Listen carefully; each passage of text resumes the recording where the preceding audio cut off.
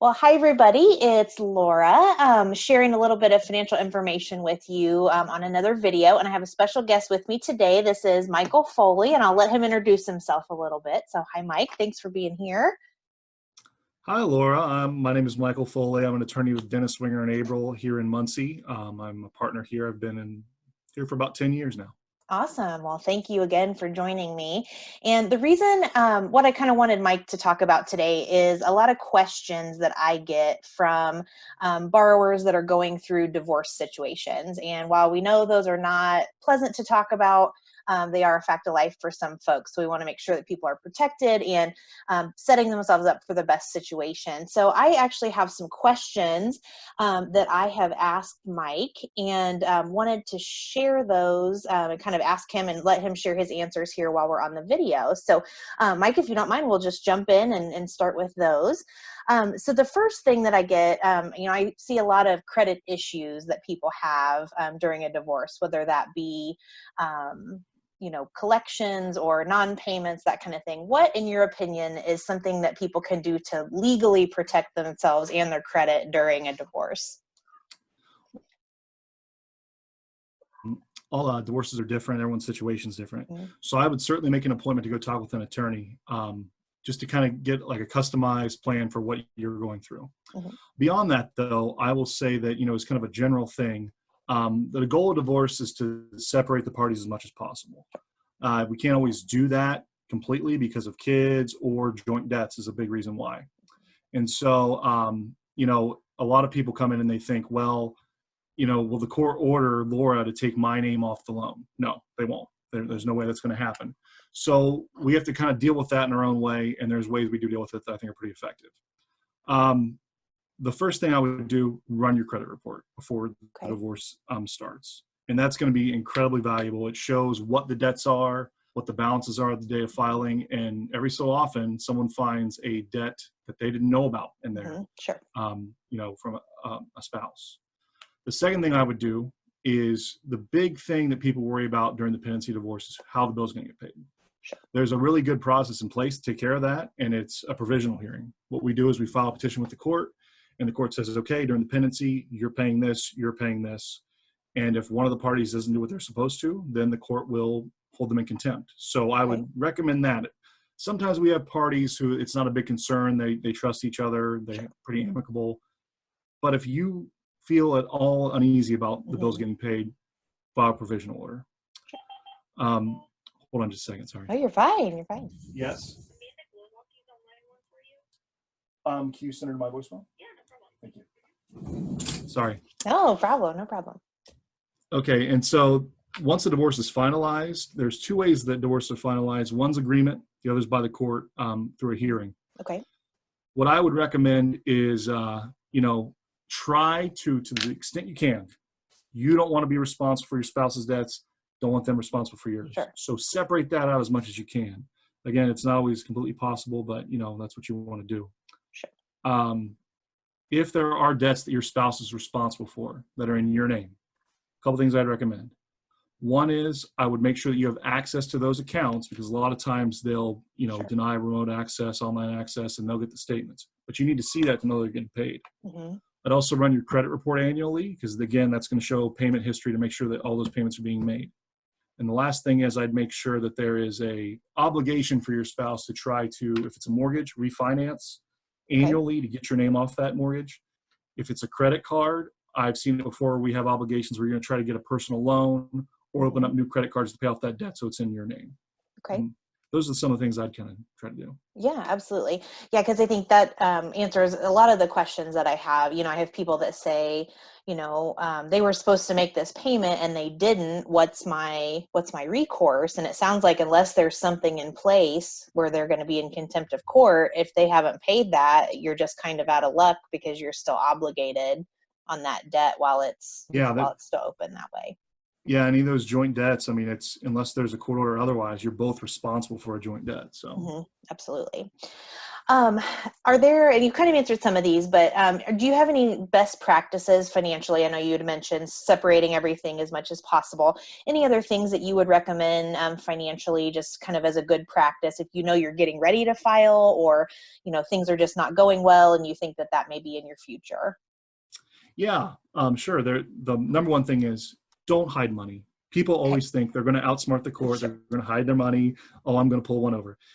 I'll tell you that it's very rare that it works in my experience. And all it really does is make the judge angry. Mhm. And, when you make the judge angry, chips may not fall where you want them to fall. Right, right, absolutely. So don't do that. That's the first thing. Like I said before, run your credit check to know what things are. I would know your account balances generally about the date of filing. Whenever we're talking about, separating money, we always value as the date of filing. So Okay. it's important to know then. I would open up a separate bank account too. That's a valuable thing to do. And then just having access to tax returns and account records, I'd maybe pull the last 5 years tax returns, account Sure. statements, things like that. Because once the divorce is filed, you may lose online access to some things, and that way you've Mhm. already got those things. Absolutely. Um, Another really important thing, sorry, No, is you're that fine. take photos of any kind of personal property that you have that is like valuable, jewelry, Okay. guns, coins, all that Sure. stuff, because it's really hard to track that stuff, and so that's always a valuable thing to do. Yeah, and I wouldn't have thought to do that. So that's, definitely a good idea. Absolutely. And I know, I love what you said about the documents, because I run into that on occasion. I'll have someone come in to do a purchase or refinance with me, and I need tax returns from 2 years ago, and their ex-spouse has them and they can't get them. So that's, yeah, an extra hurdle that you have to jump through later on. So I think that's awesome. And so I know the answer to this, but I think it's a great question. I get asked a lot. If I am, my spouse and I own a home together, can that spouse sell my house without my knowledge? So the answer to this is, if they own it together, no, they can't, Sure. because you both have to sign off on the closing documents. Now, with that being said, we run into, you know, I'd say 50% of the time, maybe a little less, that one spouse's name is on the house. Hmm. And so if that's the case, then the answer is maybe. Sure. And so what I would recommend you do is, if your spouse is the only person whose name is on the house, and I mean, it's not even because it's their asset, it's just maybe when you guys bought the house, for some reason their name was the only one put on. Hmm. Sure. Um, I would make sure to do the provisional order, because that's going Okay. to limit their ability to do that. Okay. I would also, you know, lenders, you guys often a lot of times catch that stuff. If Sure. there's a divorce Hmm. pending, you'll catch it. And Sure. while it may not be against the law to go through that transaction, a lot of times we have lenders put the stop on that kind of stuff. Sure. Yeah. And And the usually we last thing I'll just want to see say, the documentation, is what I was going to say with that. So, yeah, and the last thing I'll say too is that people worry about what if my spouse sells the house and it's only in his name. The judge is going to be so beyond upset and angry if one spouse sure. sells the house out from the other one. Sure. So just know that if it does happen, like, it may end up benefiting you in the long run. Okay. Okay. Good to Well, know. yeah, Yeah. yeah. So there's some recourse sometimes when that Oh yeah. happens. Yeah. Okay. Great, great, great. And you kind of answered this, but I'll ask it again. So what do I do if a spouse, or an ex-spouse, pending ex-spouse, was supposed to make a payment on something, and didn't? So that could be a credit item. I've also seen it from my work where an electric bill didn't get paid and it goes on to a collection, and the person had no knowledge of it. Is there anything I can do in that situation other than the provision we've talked about? A lot of that is, and so that's to kind of go back. That's the reason why you run that credit report, because whenever I'm Sure. doing a final agreement for a divorce, I want to make sure we're including everything in that agreement. Hmm. So that way, if there's some stray loan out there you don't know about and we don't put it in the order, it's hard for us to go to the court and say, hey, listen, this person's violating this agreement. We didn't put it in the agreement because we didn't know about it. Sure. So that's one reason why you run that credit report.